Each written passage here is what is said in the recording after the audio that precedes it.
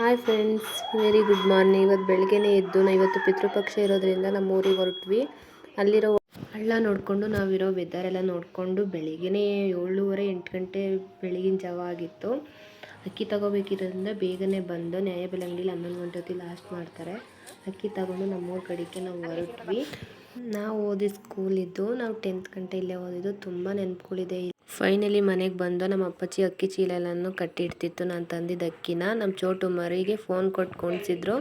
ನಾನು ಫೋನ್ ನೋಡೋಲ್ಲ ಅಂತ ಅವ್ರ ತಾತನ ಕೈಲಿ ಫೋನ್ ಕೊಟ್ಟು ಆಚೆ ಬರ್ತಿದ್ಲು.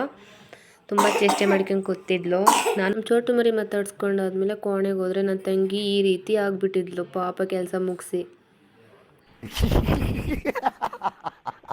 ಇವತ್ತೊಂದು ಶಾಕಿಂಗ್ ವಿಚಾರ ಏನಂದರೆ, ನಮ್ಮ ಚೋಟು ಮರಿ ಮಜ್ಜಿಗೆ ಕಡಿತೀನಿ ಅಂತ ಮಜ್ಜಿಗೆ ಕಡಿಯೋಕ್ಕೆ ಹೋಗಿದ್ಲು. ನಮ್ಮ ಅಮ್ಮಗೂ ಟಾರ್ಚರ್ ಕೊಡ್ಕೊಂಡು ಮಜ್ಜಿಗೆ ಕಡಿತೀನಿ ಅಂತ ಕಡ್ದೇ ಬಿಟ್ಲು. ಅಂದ್ಕೊಂಡೆ ಅವಳು ಕಡಿಯ ಬಿಟ್ಟು ನೋಡಿದ್ರೆ ನಮಗೆ ನಗು ಬಂದುಬಿಡ್ತು.